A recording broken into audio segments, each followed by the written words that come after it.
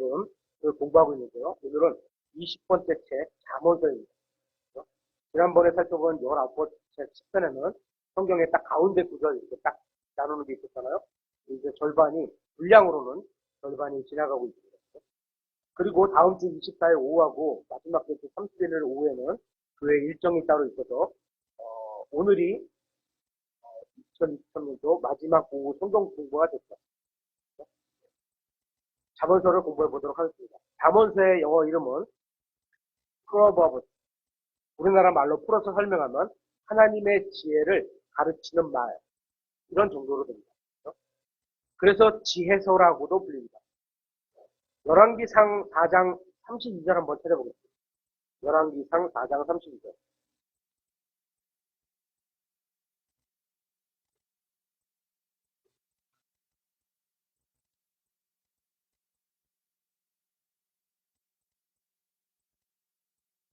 열왕기상 4장 32절 제가 읽겠습니다.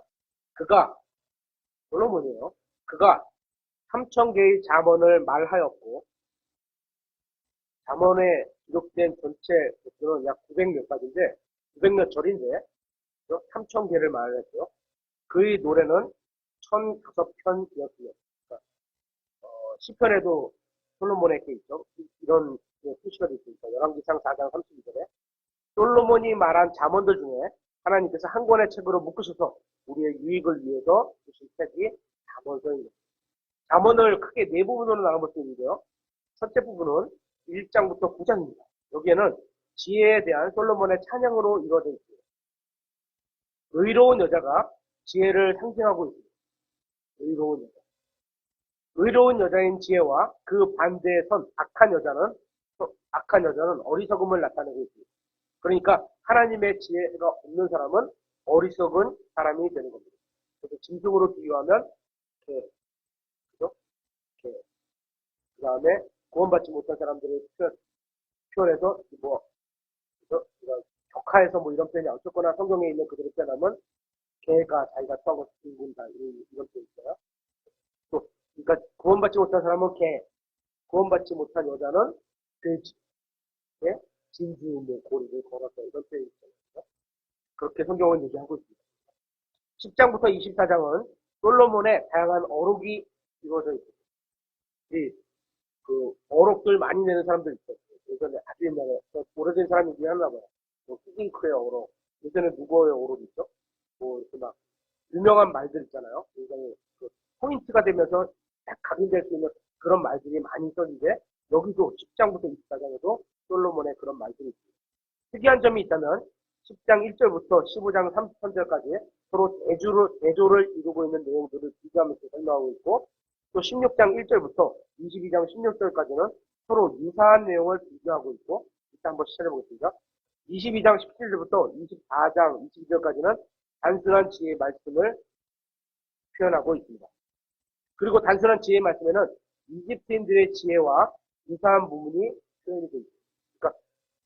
그러니까 하나님께서도 세상에 있는 사람들에게 어떤 지혜를 주시겠죠. 아니면 태어나면서 주신 그런 어떤 지혜가 있겠죠. 그죠?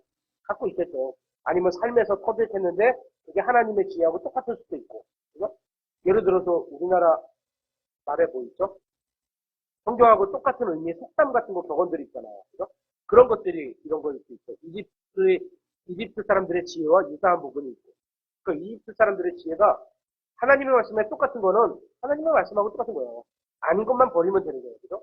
여기 이집트가 쓰니까 다 버려라. 이럴 필요는 없는 거거든요. 또 솔로몬의 독창적인 부분도 있습니다. 23장부터 24장에. 그리고 24장부터 24장 23절부터 34절에는 이런 표현이 있죠.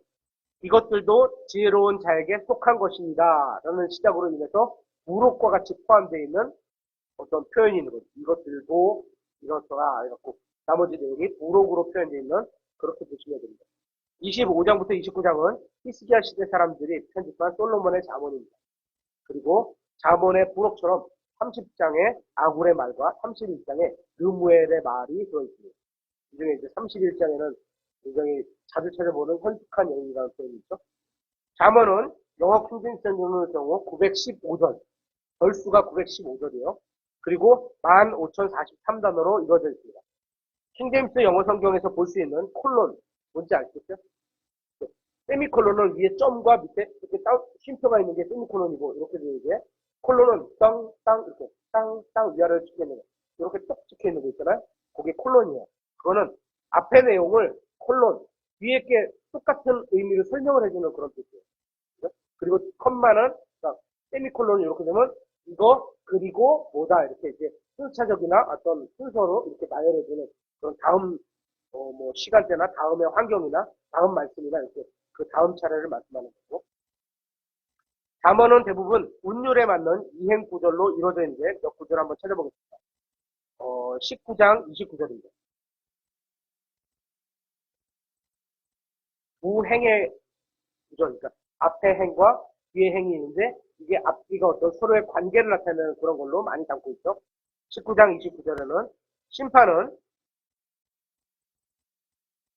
비웃는 자들을 위해 예비되었으며, 요게 한 구절이고, 그죠? 채찍은 심판을 의미하는 거죠. 그죠? 어리석은 자들의 등을 위해 예비되었느니라. 이렇게 갖고, 앞의 내용의 의미를 뒤의 내용이 그대로 담고 있는 경우도 있고, 그죠? 이렇게. 또 다른 구절 한번 찾아보겠습니다. 20장 2절.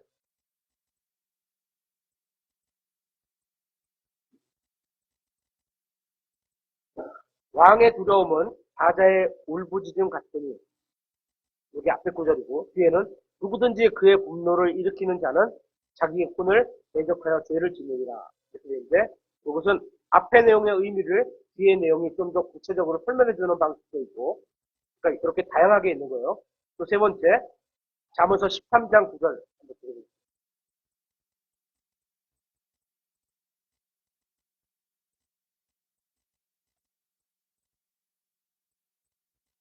의로운 자들의 빛은 기뻐하나, 한 단락이 끝나고, 또 사악한 자들의 등불은 꺼지니라. 그래서 앞의 내용과 반대되는 진리를 뒤의 내용에서 진술해주는, 그러면서 좀 더 구체적으로 앞에 거를 어떤 의미적으로 풀어주는 이런 경우도 있습니다. 그러니까 문단을 읽으면서 어조가 두 절로 이렇게 딱 있는데 이게 상반되게 이거를 이렇게 해서 보완해주구나, 이렇게 해서 강하게 더 설명해주구나, 이런 거를 잠언을 통해서 볼 수 있는 거죠.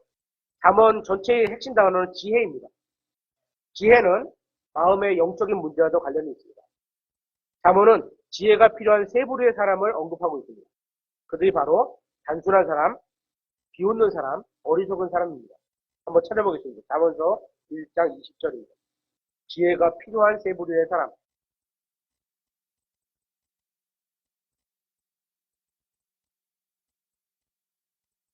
20절부터 지혜가 밖에서 외치며 거리에서 자기 목소리를 내고 군중이 모이는 중요한 곳과 성문 광장에서 외치며 도시 안에서 자기 말들을 내어 이르되.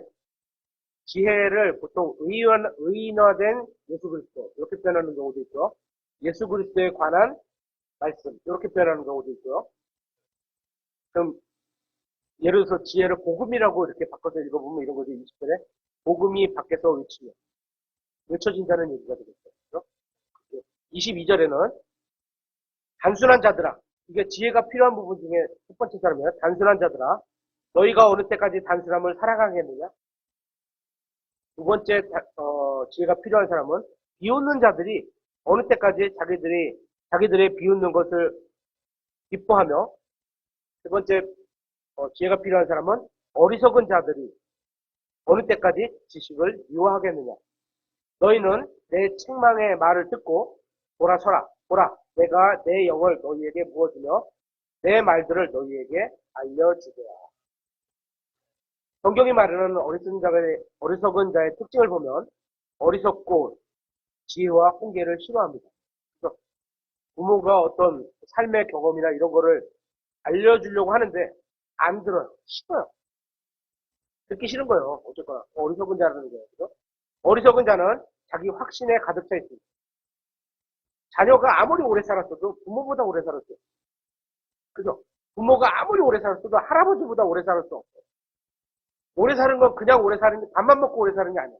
그 안에 시간에 경륜이 아버지가 겪었던 거, 손자가 겪었던 거 다 경험해서 오신 거예요. 그래서 어떤 상황에 어떻게 하면 어떤 일이 벌어진다는 걸 내가 경험한 내에서 알아. 그래서 내가 경험한 게 실패였다면 그런 길을 가지 말라고 조언하겠죠.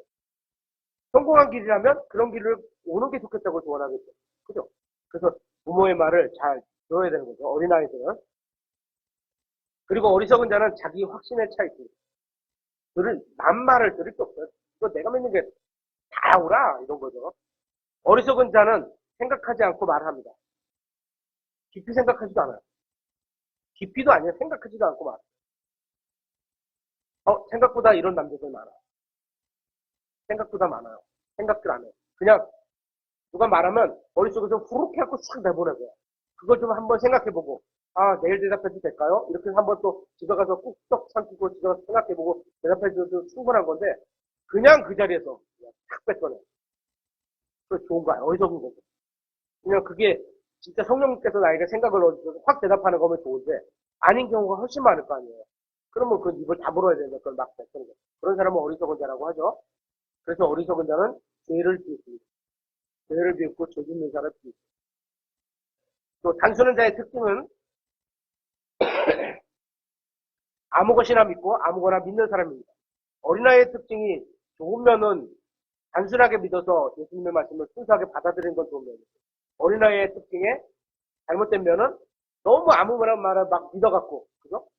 아까 오전석에도 같이 어떻게? 엄마가 보냈는데 이모야, 회사 이모야. 야, 같이 엄마가 같이 가야 돼. 그래서 또르륵 따라가. 안 되는 거죠. 그죠?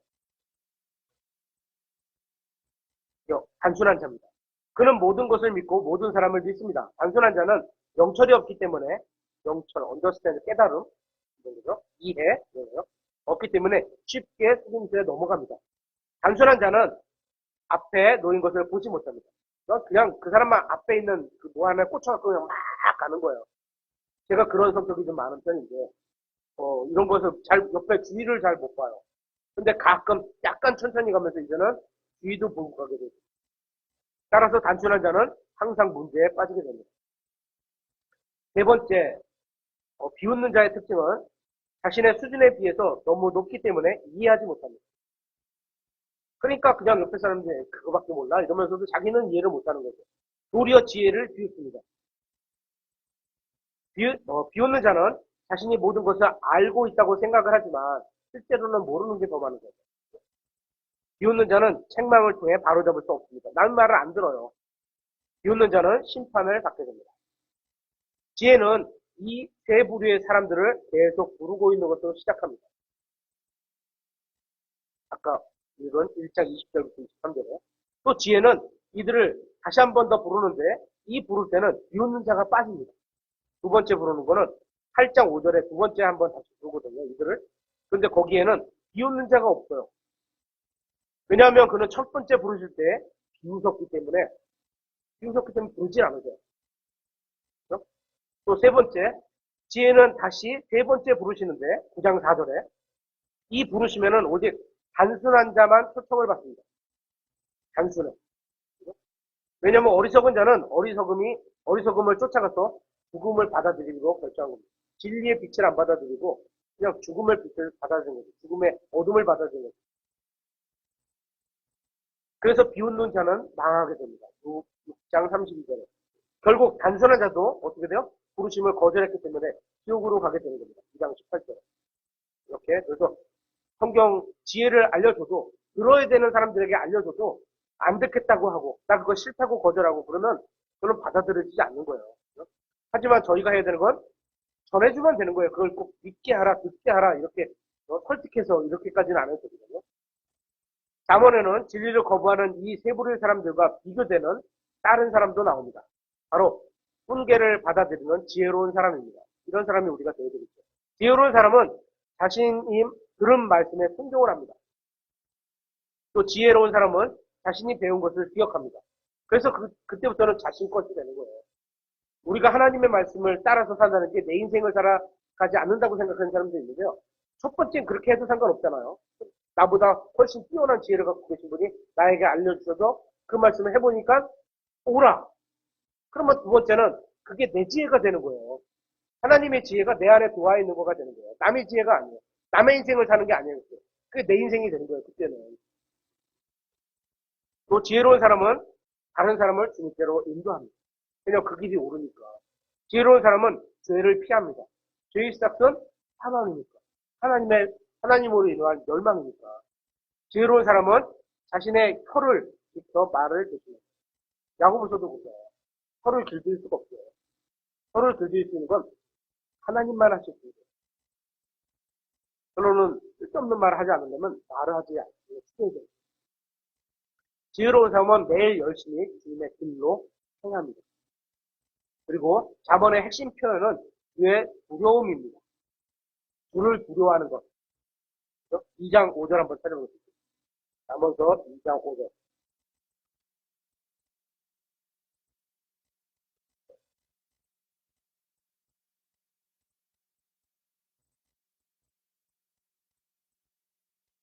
같이 읽겠습니다. 시작.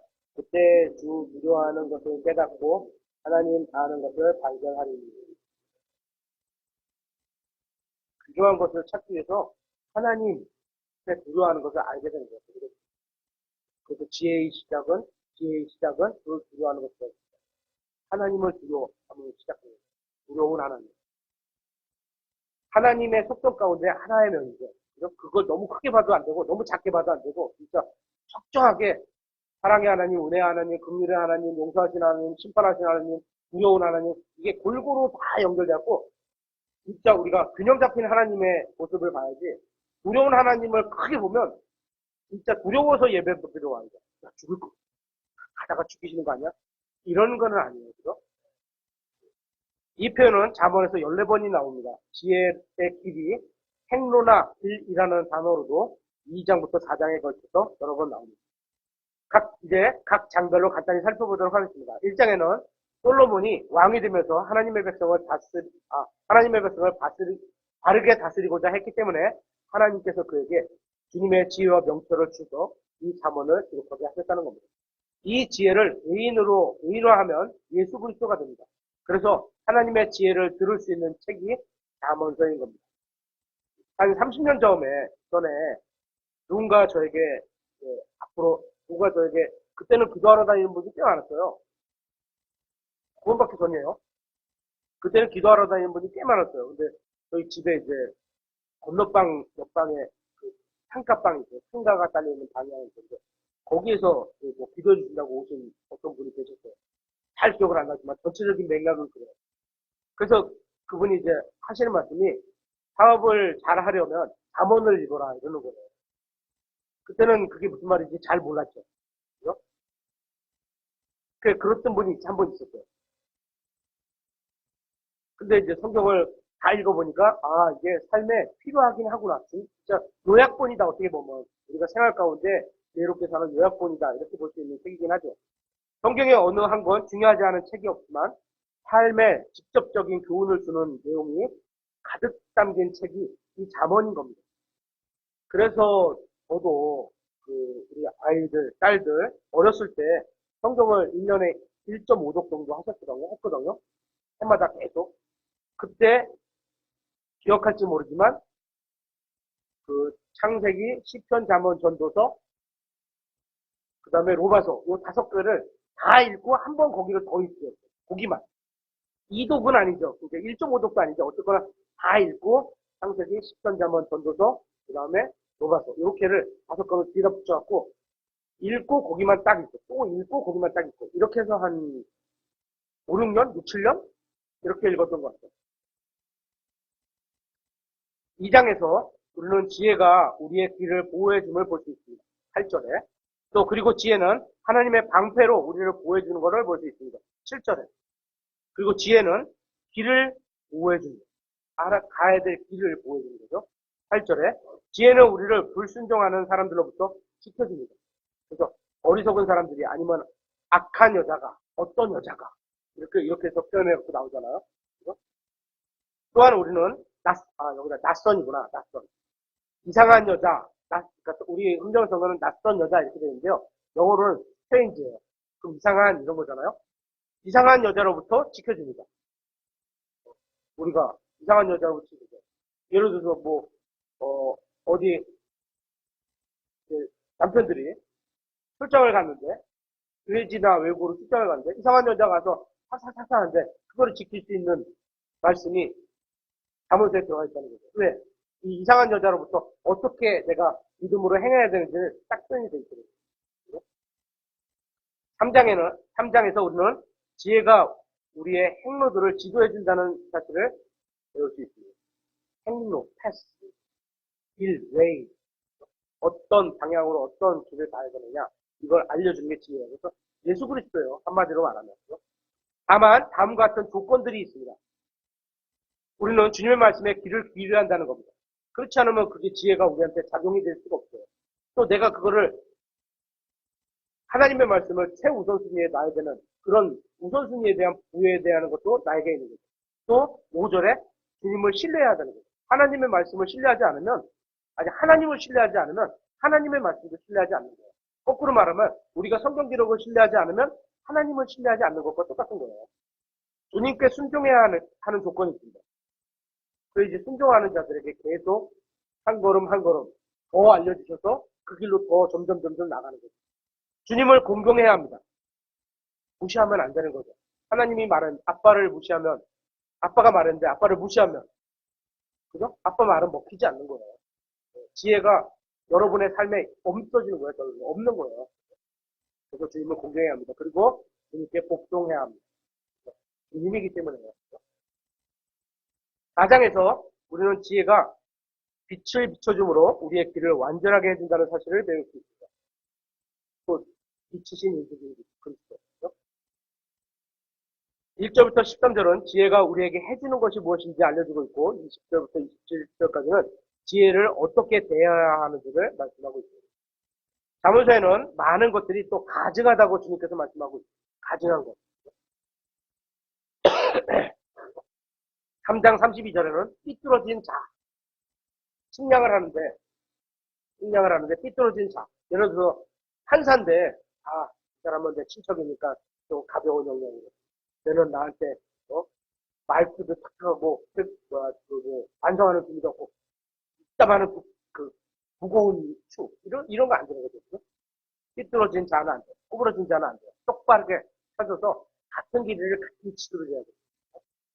두 번째, 교만한 눈빛과 거짓된 혀와 무지한 피를 흘리는 손과 이런 것들은 다 가증한 거예요. 사악한 상상에 꾀를 꾸미는 마음과 세상에는 꾀가 좋다는 사람들이 많잖아요. 진짜 있어요. 예전에 저도 인터넷 회사 다닐 때 모우 상무님께서 일반 사람들은 해오지 못하는데 무슨 수를 써서도 해와. 그리스도인의 삶으로는 할 수 없는 건데 그 방법을 무슨 수를 써서도 해와. 근데 그 사업체를 위해서는 사실은 필요한 분이거든요. 정직한 사람도 필요하지만 사업체, 그러니까 우리 거기는 교회가 아니니까, 그죠?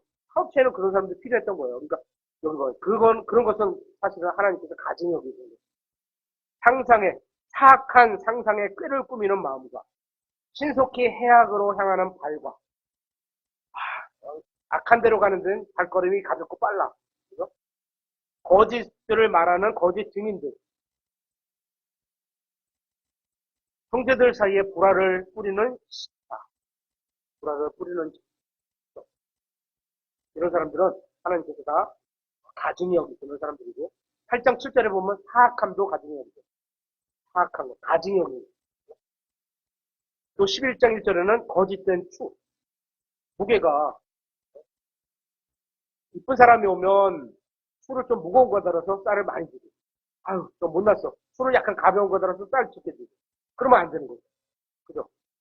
옛날에는 쌀로 대로 팔았고 무게로 팔고 그죠? 또 5번째 사악한 자의 희생물인데 하나님께 희생하는 물이에요. 근데 사악한 자가 벌어왔어요. 사악한 자는 사악한 방법으로 사악하게 벌어왔겠죠. 그거 하나님께 드렸어요. 그래서 도둑질 하다 갖고 헌금 냈어요. 이런 거 가정하게 하거든요. 사악한 자의 희생물. 사악한 자의 길. 그들이 가는 방식 이런 거 안 된다는 거예요. 그런 거 가정이 여기다. 사악한 자의 생각. 이런 것도 가정이 여기고 교만한 마음. 오늘 설교 내용에도 있는 내용이죠. 교만한 마음. 하나님께서 사악하게 그죠? 가증히 여기시는 거죠. 또 사악한 자를 의롭다고 하고 의로운 사람을 정죄하는 자. 그런 사람은 올바른 말하고 올바른 생활하고 옳게 하는데도 그 사람은 악하다고 하고, 근데 삐뚤어 살고 뭐하고 하고 나이가 돈 뇌물 갖다 바치고 이런 사람은 올바르다 이렇게 하는 사람 가증하 되는 거죠. 그리고 서로 다른 추와 서로 다른 기대 똑같은 거죠. 또 하나님의 말씀을 듣지 않는 사람의 기대. 서로 다른 추와 서로 다른 죄. 그러면 우리 2, 3년 전에 막 대통령 선거 때 나왔던 뭐 내로남불 뭐 이런 거. 누군 되는데 나는 괜찮고 너는 안 돼. 뭐 이런 것들. 그런 거 안 된다는 거. 그런 거 다 가증하는 거라는 거죠. 주님의 말씀을 듣지 않는 사람의 기대. 헛된 걸 구하니까 하나님의 뜻대로 구해야 되는데 헛된 걸 구하니까 가증하는 것이죠. 잠언은 많은 부분을 할애해서 터에 대해서 말씀하고 있습니다. 잠언은 적절하게 말하는 방법과 적절하지 않게 말하는 방법에 대해서 비교하면서 말씀하고 있습니다. 또한 잠언에는 재산의 부유함에 대해서도 말씀하고 있습니다. 실생활에 굉장히 필요한 책이죠. 11장 24절에 무조건 아낀다고 해서 가난을 면하는 것은 아니라는 거죠. 야, 우리 가난하니까 아껴야 돼. 아니, 아낄 건 아껴야죠. 필요할 때 아껴야죠. 아끼지 말라는 얘기가 아니에요. 근데 아끼는 게 부자가 되는 건 아니라는 거예요. 예를 들어서 이런 거죠. 우리가 먹을 게, 씨가, 한 개밖에 없어. 대박이 이렇게 까구로 되어 있는 어떤, 한 2리터 정도 되는 그런 분량이요. 쌀이 그만큼밖에 없어. 아니, 쌀이라 그러면 안 되구나. 벼가. 그럼 그 중에 몇 개는 내년을 위해서 심어야 되니까, 그죠? 남겨야 되고, 몇 개는 또 해서 먹어야 되고, 또 내일을 위해서 일하려면 또 먹어야 되고, 이렇게 해야지, 되는 거지. 무조건 아낀다 해서 부자가 되지는 않는다는 거죠. 또 13장 18절에 보면, 훈계를 거절하는 자는 가난하게 됩니다. 누군가 이렇게 어려움에 있을 때, 선생님, 이렇게 이거 한번 해보시지 않을래요? 이렇게 했는데 아니야, 내 생각은 달라요. 거절하면, 가난한 거예요. 가난해지게 되는 거예요. 성경이 말하는 겁니다. 또 14장 23절에 말이 많은 자는 빈곤하게 됩니다. 말이 많은 자. 쓸데없는 말이 많아요. 오늘도 이제 끝낼게요. 말이 쓸데없게. 그 다음 20장 13절에 잠을 사랑하는 자는 가난하게 됩니다. 힘들고 이래서 쓸 수 있어요. 그리고 또 요즘 같으면 엄청나게 삶 자체가 피곤하고 그냥 가만히 있어도 정보가 너무 많아서 그거 따라가기도 사실 힘들어요. 그죠? 그리고 가만두질 않아요, 사람들이. 세상이. 그래서 하지만 잠은 적정하게 자야죠. 여기서 사랑한다는 건 다른 곳에 우선해갖고 너무 많이 거기다 치중한다는 거죠. 피곤하다는 거예요. 움직이질 않는 거죠. 그죠? 그럼 가난하게 됩니다. 22장 16절에 부자가 되려고 가난한 자를 학대하는 자는 공핍하게 됩니다. 이거 하나님께서 하시는 방법이죠. 또 23장 21절에는 술주정뱅이나 음식을 탐하는 자나 잠자기를 좋아하는 자는 가난하게 됩니다. 혹시나 이 자리에 술 마시는 분이 계신다면 술주정뱅이가 돼서 가난하게 되지 마세요. 그렇죠? 여러분이 가난하게 되는 이유 중에 하나가 술주정뱅이가 되기 때문일 수 있어요. 그렇죠? 또 음식을 너무나 좋아하지 마세요. 탐은 뭐예요? 욕심을 내는 거잖아요.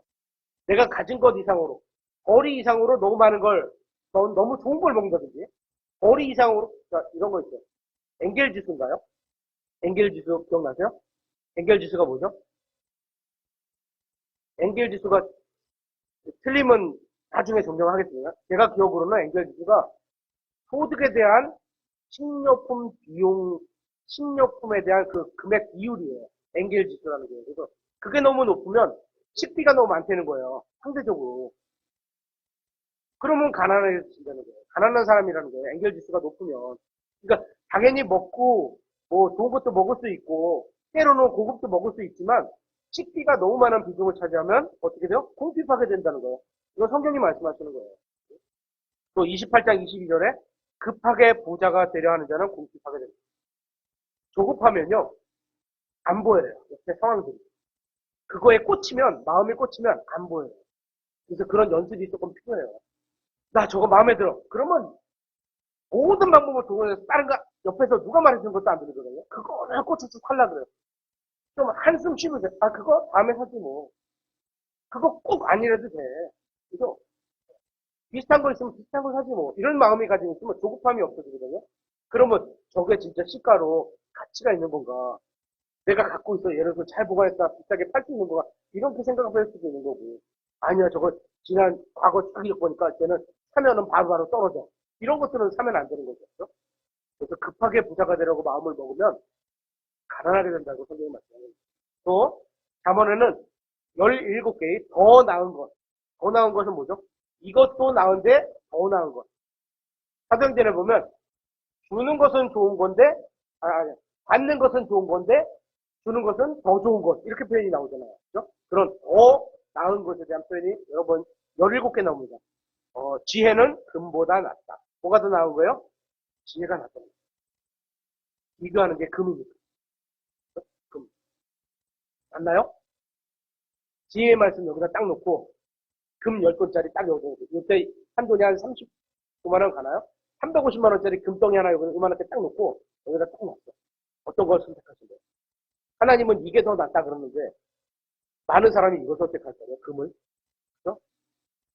성경을 믿으면 지혜의 말씀을 선택해야 되는 거죠. 또 지혜는 은보다 낫다. 아니, 금보다 난데 은은 금보다 값어치 떨어지니까 당연한 거예요. 지혜는 루비보다 낫다. 3장 15절, 8장 11절. 또 자신을 높이는 것보다 자신을 높이는 것보다는 멸시를 받는 것이 낫다. 뭐요? 교만한 것보다는 멸시를 받는 게 낫다. 자신을 스스로 높이는 거죠. 하나님께서 높이 주시면요. 높이 올라가셔서 하나님께 영광을 돌리시면 돼요. 굳이 그 높은 데였으니까 나 내려가서 섬길래. 왜냐면 그리스도인들 중에도 대통령 참모가 있어야 되고 대통령이 있을 수도 있고 그죠? 국회의원도 있을 수 있고 있어야 되고 또 그래야지 어떤 그 건전함을 유지해 갈 수 있는 거죠. 모든 세상 사람들이 다 높은 데만 있는 거 아니거든요. 부자도 있을 수 있고 또 더 나은 것 많은 재산을 가지고도 괴로워하는 것보다 적게 가지고 주님을 두려워하는 것이 더 낫다. 많은 걸 갖고 있으면요 진짜 생각할 게 많고 머리가 많은 만큼 무게도 많아지고 써야 될 것도 많아요. 소득은 그렇게 많은 큰 차이는 없어요. 삼성전자 보세요. 아니, 삼성전자 좋은 회사죠. 좋은 회사고 우리나라 대표 기업이고 잘 되기 바랍니다. 근데 거기가 많은 이득을 낸다고 해서 고민은 더 커지는 거예요. 생각해보세요. 1등을 유지를 계속 해야 되거든요. 그죠? 최고로 항상 달려야 되거든요. 후발주자보다 항상 앞에 있어야 돼요. 얼마나 힘들겠어요. 어쩌면 약간 지금은 줄일 수 없어요. 규모가 너무 커서 그건 기업 어떤 그 형태상 줄일 수 없는데 그 회사의 규모를 약간 줄여서 열심히 사는 2등이 훨씬 마음 편할 수 있어요. 전 삼성전자 1등이라고 좋습니다. 우리나라에 그런 기업이 많이 있으면 좋겠어요. 하지만 그 많은 재산이 가지고도 괴로워할 수 있다는 거예요. 부자가 돈이 많으면 안 괴로워할 거다? 큰 괴로움이 생겨요. 큰 괴로움이 생겨요. 그만큼. 또 여섯 번째, 사랑하면서 단순한 음식을 먹는 것이. 그죠? 단순한 음식을 그냥 우리나라 말로 그냥 된장찌개라고 할까요? 사랑하면서 된장찌개를 먹는 것이 이어하면서 산의 진미, 랍스터를 먹는 것보다 낫다. 성경은 이렇게 얘기해요. 15장 17절. 뭐가 더 중요하냐는 거죠. 그죠? 또 랍스터를 먹는 게 나쁘다 이런 얘기 아니에요. 더 낫다는 거예요. 그죠? 뭐, 그 비용이 되시면 드세요. 드셔도 좋고 그러한 음식이니까. 16장 32절에 빨리 분노하는 것보다 더디게 분노하는 게 낫다. 분노를 해야 된다면 한번 꿀떡 한번 생겨서 침을 한번 꿀떡 생기고 다음날 그리고 가라앉을 수도 있어요. 다음날. 또 다음날 또 한 번 더 생각해보고 또 침을 생겨서 3살 지나면요 반으로 줄을 수도 있어요. 또 여덟 번째 16장 32절에 자기 영을 다스리는 자가 도시를 취하는 자보다 낫다. 대통령보다 대통령님께서 나를 딱 관리해 주시는 그런 자가 좋다는 게 더 낫다는 거예요. 다투는 것보다 평안한 것이 낫습니다. 그럼 뭐 말할 것도 없죠. 또 거짓말보다 정직이 낫습니다. 정직한 게 낫습니다. 거짓말하는 것보다 가난한 것이 낫습니다. 자, 이제 여기서는 선택사항이 되겠네요.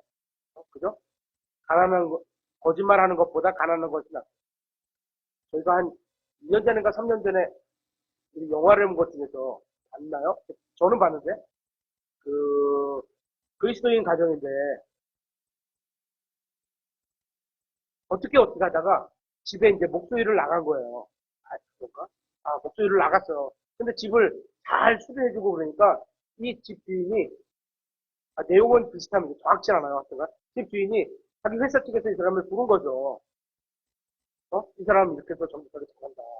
딱 쓰다가 그 사람을 어떤 그 관리창고, 관리부인가? 거기다 둔 거예요. 근데 이제 그 사람이 좀 이 회사 경영자가 이 사람을 한번 테스트 해보려고, 정직한가를 테스트 해보려고 짰어. 당신이 여기서부터 이거를 받아서 뒷돈 처리해서 나를 주면, 뒷돈 처리해서 회사에게 이런 그 공금을 주게 되면, 당신이 이 자리에 계속 있게 되고, 아니면, 당신이 회사 그만두시고. 이런 제고 얼마나 무섭고요, 떨려요. 그죠? 형제님이라고 생각해요. 저도 그렇고, 우리 진영님도 어려워요. 그런 자리면 진짜. 그거 함부로 선택하지 못해요. 어떻게 보면. 당연히 어디가 옳은지는 알아요. 근데 함부로 선택하지가 못해요. 옆에 사정이 있기 때문에. 오죽하면 그 시간대에 아내가 이제 집에서 기도하면서 전화해. 어떻게 하실 거예요? 그냥 우리 굶읍시다 이랬으면 좋은데 그렇게 못하고 아내가 전화를 해요. 얼마나 남편이 그랬어요. 근데 심지를 딱 굳게 하고 나 정직하게 하겠습니다. 그러면서 탁 두고 나와. 그랬더니 사장님이 딱 붙여.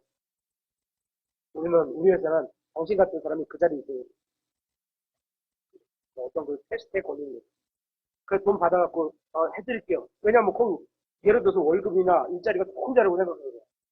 대부분은 해드릴게요. 그리고 돈 처리해 줄 거 아니에요. 근데 하나님은 그게 아니라는 거죠. 또 12번째, 다투는 여자와 함께 사는 것보다, 이거 한번 잘 보세요. 다투는 여자와 함께 사는 것보다 지붕 모퉁이에서 혼자 사는 것이 낫습니다.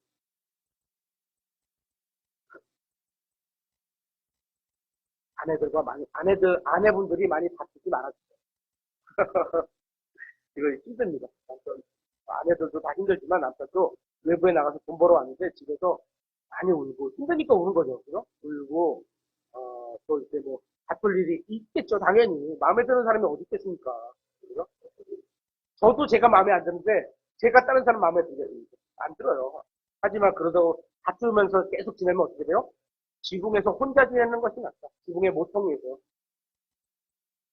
부부간에 같이 살지 못하고 어떻게 혼자 낫다는 거죠. 동네는 여자와 함께 사는 것보다 방에서 사는 것이 낫습니다. 아내분들이 참 좋은으로 받았으면 좋겠습니다. 동네는 여자와 함께 사는 것보다 방에서 혼자 사는 게 낫다. 방에 가면 추운데, 근데도 그게 더 낫다는 거예요. 또 25장 7절에 사람들 앞에서 낮아지는 것보다 주님 앞에서 높아지는 게 좋습니다. 오늘 말씀하고도 똑같네요.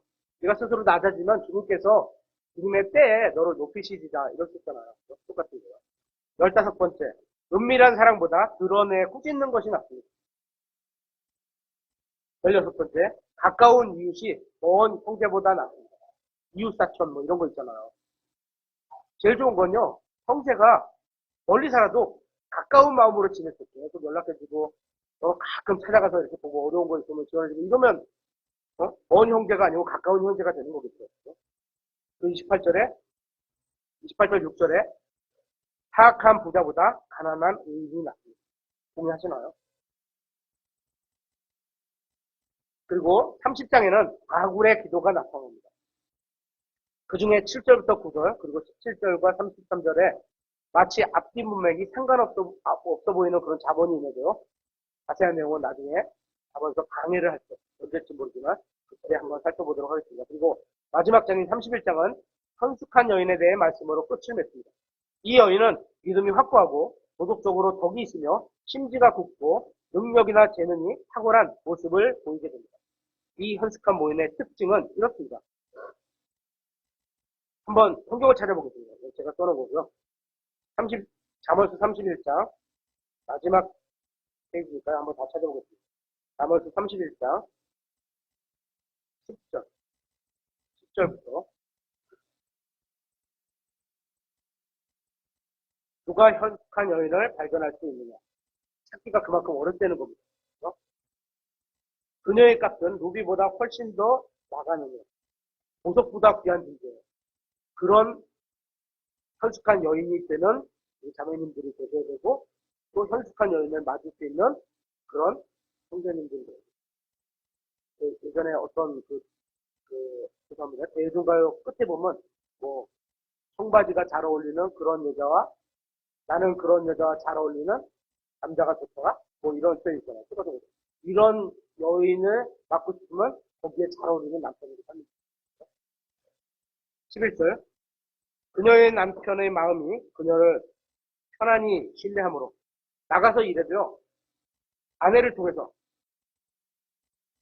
아내가 하는 모든 게 신뢰가 말, 행동, 마음 등을 얼마나 편하겠어요. 그는 노량물을 필요로 하지 아니하겠고 남편이 먹을 게 없어요. 어떻게든지 구해와야 되는 거 아니에요? 노량물 어떻게든지 누구지? 아니요? 그럼 안 돼요. 안 하겠고 12절. 그녀는 평생토록 그에게 선을 행하며 남편한테 좋게 대해준대요. 그리고 악을 행하지 아니하며 남편을 무시하고 때리고 참밥질하고 이러지 않는다는 거예요. 그녀는 양털과 아바를 구해 기꺼이 자기 손으로 일하고 집에서 옷감도 쫙 나고 만들어 따뜻하게 입혀주려고. 14절. 상인들의 배들과 같이서 멀리서 자기 음식을 가져오고 장사도 잘해. 어디 가서 물건을 떼다가 이렇게 잘 팔아. 15절. 또한 아침 밤일 아직 밤일 때 일어나 새벽 꼭두 새벽인데 엄청 일찍 일어났어. 자기 집안 사람들에게 먹을 것을 주고 1970년대 60년 70년 80년대 초반까지라도 아버지들이 6시에 출근 5시 몇 분 6시 출근할 때요. 엄마들은 4시 반에 일어나서 아궁에다 밥 해갖고요. 따뜻한 밥 먹어서 남편을 출근시키려고 그렇게 했었어요. 마음이 있다는 거죠. 이런 분이에요. 자기 여종들에게 정해진 목표지. 종인데 부려먹고 그냥 그 대가를 제대로 주라는 얘기겠죠. 또 16절. 밭을 깊이 살펴보고 농사도 잘 져. 그것을 사며 부동산 잘했나 봐요. 부동산 거래도 잘했나 봐. 자기 손에 열매를 가지고 포도원을 세우며 자기가 벌어서 난 걸 갖고 포도원을 읽어서 딱 만들어서 과수원 됐어. 하는 일이 엄청 많아요. 진짜 힘있게 허리를 동이고 힘도 세. 허리를 동였어. 이렇게 꾸부정하고 힘없지 않고 딱 펴갖고 원 이렇게 싸우러 나갔더니 그렇게 일어나. 그래서 자기 팔을 강하게 하느냐. 얼마나 일을 많이 했으면 여기가 힘이 딱 들어요. 근육은 없어도 힘이 딱 그런 사람도 있죠. 18절. 그녀는 자기 장사하는 일이 잘 되는 줄을 깨닫고 장사도 잘해요. 밤에 등잔불을 끄지 아니하며 밤늦게까지 새벽에 아침에 일어났는데 이제 또 밤늦게까지 끄지 않아? 17절. 자기 손을 몰래가락에 대고 야 이제 또 옷감까지 짜 하다가 이렇게 옷을 만드는 것도 아니고 그 남는 시간을 쏘아내서 옷감까지 짜 대고 손으로 몰래 실패를 잡으며 20절. 가난한 자에게 그렇게 해서 자기만 먹고 사는 게 아니야. 20절. 가난한 자에게 손을 펼치고 손에 쥐고 있는 자기가 하나님께서 나에게 주신 어떤 모든 걸 쥐고 있었는데 그걸 펼쳐 가져가 주는 거죠. 그러면 참으로 궁핍한 자에게 손을 뻗으며 뇌물이 아니야. 하나님의 이름으로 그에게 우리가 뭔가를 주는 거예요. 그래서 뻗으며 21절. 자기 집안 사람들이 다 주홍색으로 옷을 입었으므로 주홍색은 귀족들이 입는 거예요. 그죠? 또 눈이 와도 자기 집안 사람들로 인해 두려워하지 아니하고 화카도 있어. 수많은 외투도 있어. 그죠? 그러니까 집안 사람들이 추위를 두려워하지 않아. 22절. 스스로 수놓은 중단 덮개를 만들어. 와, 이제 이부자리까지 만들어. 만약에 이게 이부자리가 아니면 이거 덮개는 뭘까요? 뭘 덮는 건데. 뭐 하여튼간 덮개를 만들어 비단 옷과 자주색 옷을 입고 거의 그 집안에 있는 사람들, 옆에 있는 사람들이 왕족같이 사는 거예요. 이 한 여인 때문에 20천 전. 그녀의 남편은 그 땅의 장로들 가운데 앉을 때 남편도 세워줬어. 남편을 세웠어. 그죠? 장로가 되도록 세웠어. 장로는요, 그 문 위에 앉아서 지나간 사람들이 뭐 물어보러 오거나 어떤 문제가 있어서 어떤 다툼이 있거나 그러면 판결을 구하러 오는 문 위에 앉아서 있는 사람들은 장로 역할을 했었거든요. 그러니까 그런 거고 성문 안에서 알려주면요. 사람들한테 이렇게 내가 쫙 알려줬어요. 그녀는 남편이 알려준 거예요. 그녀는 고운 아마포를 만들어 팔고 소리띠를 상인에게 넘겨주며 다 만들어서 팔아 넘겼어요. 능력과 명예를 옷으로 삼고 돈의 이득을만 따라가는 게 아니라 하나님의 능력 또 주님의 자녀라는 명예 똑같이 살았어요.